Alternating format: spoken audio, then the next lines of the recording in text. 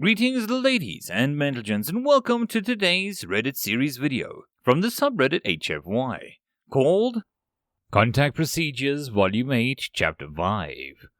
Written by MeatFcker. The original will be linked down below, and as always, I hope that you enjoy. Sol. The invading swarm chased the light from the home fleet's last stand. Half of the surviving mass followed only a short distance before settling around the gate like a swarm of angry wasps. Some darted out at random, seeking out small pockets of radio emissions, and the rest moved with a purpose. The rest advanced towards the heart of Sol, towards Earth and Mars. The few remaining Terran warships formed up in a thin, ragged line against the onrushing tide. The swarm swept past them without ever slowing, leaving shattered hulls teeming with their dull grey sludge. One tendril of the invaders curved away, looping out towards Mars. The rest struck Earth's outer defenses, the Terran orbital defense platforms designed to stop kinetic strikes and interplanetary missiles. Not an invading fleet fared poorly. The swarm of replicators reached the atmosphere and a momentum faltered. They now faced defenses built to stop the tide of ships, crewed by men and women who trained for this moment for their entire life.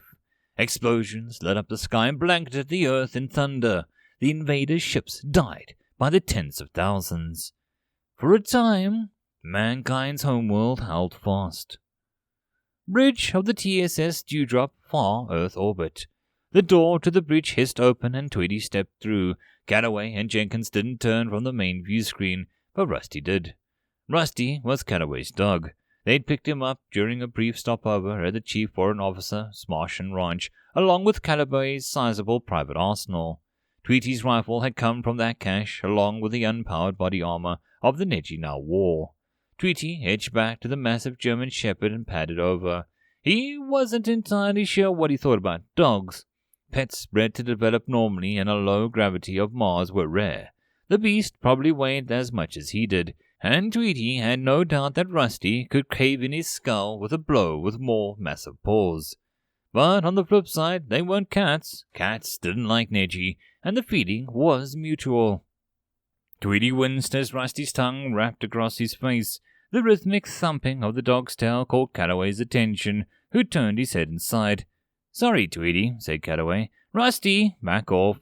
The dog trotted back over to his corner and lay down, his eyes still fixed on Tweety. His tail didn't miss a beat. "How's the armory?" asked Jenkins.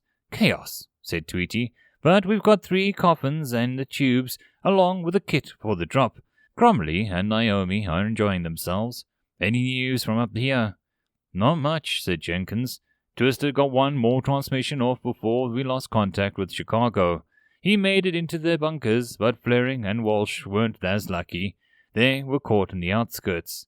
Tweety nodded. Twist and Claw, Silent Flight, the 3rd SOR Neji Sergeant, had attached himself to the newly elevated Council of Mottled Crest Broken Tail Feathers as soon as the unit had left the rotation. Twisted was the de facto rally point for members of the unit scattered across North America. "And the planet's holding?" "See for yourself," said Calloway. The humans gestured towards the view screen as he stepped aside. "It's not looking good." There was nothing left of the orbit except the swarm. Matte, grey ships choked up the edges of the atmosphere and hurled destruction into the cities.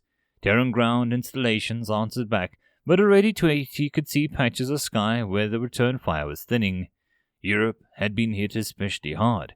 Berlin and Paris had been silent, and London's airspace was overwhelmed by invaders. Their streets were sure to be choked up with replicators. North America had been spared the worst of the destruction, but that mercy was poised to end. A massive cloud of replicators was drifting out across the Atlantic Ocean, on a course that merged with the forces assaulting the eastern coast. Once merged, they would overwhelm the city's anti-air batteries and descend onto the cities en masse. "Not looking good," as a bit of an understatement, said Tweety. "Dropping into that is going to be hell." Secure Room Bunker V02, Chicago.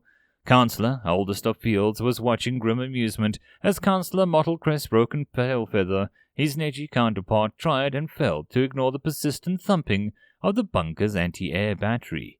The Axcran's body had been a brink of failure for so long that a quick death was almost welcome. Twisted Claw, Silent Flight paced around near the entrance to secure the room. Wing's blunt beak, or the other half of Mottle's escort, waited outside. Eldest of Field still wasn't sure his fellow councillor had refused the customary Terran Marshal protection detail. Lieutenant MeatFcker, the fourth and final inhabitant of the room, had served the Akran for all the past years. "You sure that your friends are coming?" asked Founder. "Because the way things are going, we might have to start dropping nukes." The short human rapped the bunker wall with his fist, producing an echoless thunk. "Unless they got us out quick, this'll be the safest place to be." "They'll be here," replied Twisted. "Calloway gave us his word."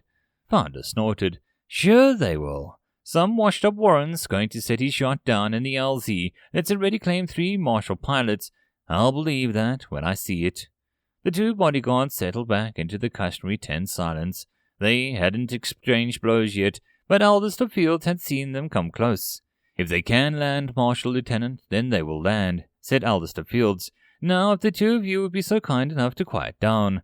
My fellow councillors have work to conclude." He turned to the Mottled. "I believe we were discussing your recent elevation before the invasion began." "Yes, actually," said Mottled. He seemed to relax as his mind shifted back to politics. "An unprecedented fraction of the remnant flock voted against the wishes of our tribal flock lords. We could be on the brink of—" The Neji's eyes settled on the Eldest of Fields as they talked. While the Askran hadn't spent much time with the councillor, he thought that he could read relief and thanks in Mottle's 4 bright violet eyes. Everyone needs their distractions, thought the Eldest of the Fields. The image of Kyla, cowering in the Dallas Warrens, threatened to overwhelm the aging Askran, but he let Mottle's arguments drown him out. "Even I am not immune." "Armory, TSS Dewdrop, Far Earth orbit. Everyone prepared?" asked Calloway. The human's voice sounded tiny in Tweety's drop-pod small speaker. "Loaded with kit to spare," said Jenkins. "Ready to go," said Cromley. "Already cursing myself for letting you guys talk me into this," said Tweety. "Cold feet from you," Jenkins sounded taken back. "This is a first. You know how much I hate these things." "True, you did load these in basic, plus we're all dropping as civvies, so you can't boss me around like you normally do. Must take some fun out of things." "Okay, now I'm terrified," said Cromley. "Motion to designate Tweety as the leader of this little expedition." "Seconded," said Calloway over the speaker. "I have no objection," said Tweety. "Motion passed," said Cromley. "Jenkins, Tweety's in charge." "Damn it," said Jenkins. "Just when I thought I could have some fun." Tweety, Cromley, and Jenkins were each strapped into a drop pod. Basically just metal coffins fitted with impeller drives, an inertial dampener, and a small fission pile, and waiting for Calloway to fire them through the swarm of replicators. "Launch in 5, came Calloway's voice over the speaker. "Last we heard, Walsh and Flaring were making their way to your LZ. Hope you guys were generous when you packed your kit." The edge of Flaring's stuff through the set body armor and 2/3 of pulse rifles, was currently digging into Tweety's back. They tossed as many toys in as they could manage. "They'll be happy," said Tweety. "Deady news." "Lieutenant Saunders commed in a few minutes ago," continued Calloway.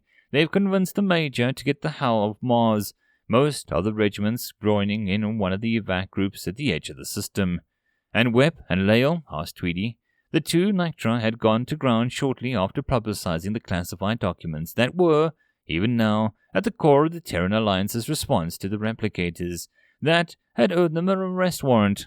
"No," replied Calloway, "but remember who we're talking about. Lael's a master at covering her tracks, and I'm pretty sure they'll pop up once things are all over." The speaker fell silent for a moment. 3 minutes to launch. "You sure these FF codes you load into the pod are good?"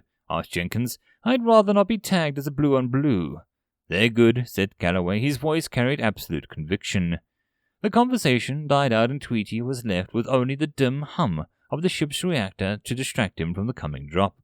2 minutes stretched on. 15 seconds to drop, came Calloway's tiny voice. Tweety fixated on the small red icon that would alert him when Calloway opened the tubes. Always better to see it coming. "Drop!" The icon turned from green, and Tweety was slammed against the restraints. Even with the pod's dampeners cranked to max, acceleration leaked through. The first terrifying seconds would have been silent without the Neji's ragged breathing and annoying rattling sound coming from Flaring's pack. They must not have strapped in the padding in tight enough when they loaded it up. Tweety hit the atmosphere a quarter of a minute later and felt terror grip his spine. In the vacuum of space, you could almost pretend that you were flying, but here, in a small metal coffin plummeting through Earth's sky, there was no doubt that Tweety was falling. Neji flew or glided. They never fell. For most of their evolutionary history, a falling Neji meant that something had gone horribly wrong. Tweety breathed deeply and fought to overcome the fear wrought in his hollow bones by millennia of evolution. He barely noticed the growing roar of the pod that tore apart through the atmosphere. The pod continued accelerating downwards until less than a kilometer separated it from the ground. Then it started accelerating faster. It wasn't until a few hundred meters from the ground that the pod reversed its efforts in one massive burst of DV, burning out its impellers and inertial dampeners in the process. The metal shell around Tweety peeled back and spat the Neji free.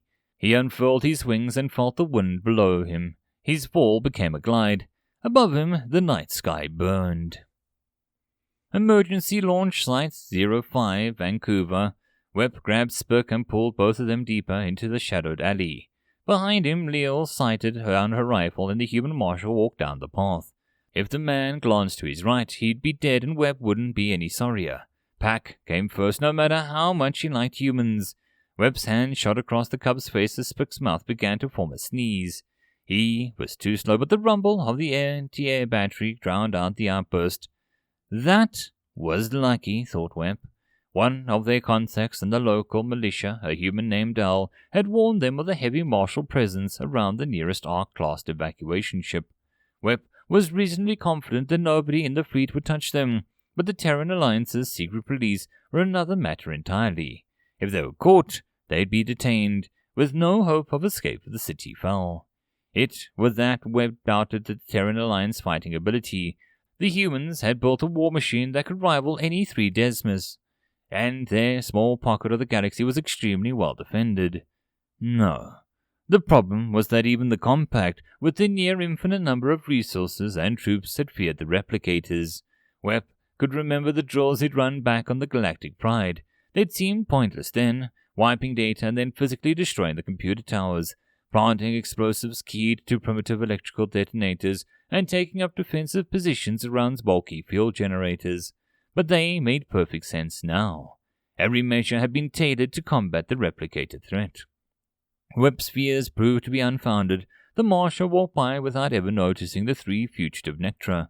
Lael lowered her silenced slough thrower, and Webb slid a pulse rifle over his shoulder. Then they slipped out of the alley and started towards the people crowding in the Ark's intake line.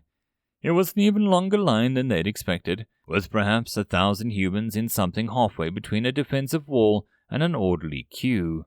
Men and women held rifles or carried bulky interference generators, only breaking the vigil to shuffle forward a few paces whenever the speaker bled out instructions. Webb led his family towards the line without much hope. Every minute they spent in the line increased the odds of the Marshal patrolling catching the sight of them. Worse, there wasn't even any guarantee that they'd get room on the Ark. Al was stationed at the bunker not far from here. Maybe the human friend probably smuggled them into one of the armories. They could hide there from the Marshals and not risk the line. "Make a hole!" shouted one of the queuing humans. "Family, 1 kid coming through." Webb watched with amazement as the crowd parted. An older lady prodded the stunned Nectra forward. "Well, you gotta get in there. This space won't last forever." They walked through the crowd in a daze. A path opened before them, and then closed immediately afterwards. Men and women, some old, some young, watched Webb, Lael, and Spook pass without the slightest hint of malice. It wasn't until they checked their weapons, climbed into the Ark, and found their cabin that the situation caught up to Webb. He turned to Lael. "Did we just make it?" he asked. "I think we did," replied Lael. She flopped down onto one of the 2 tiny bunks in the room.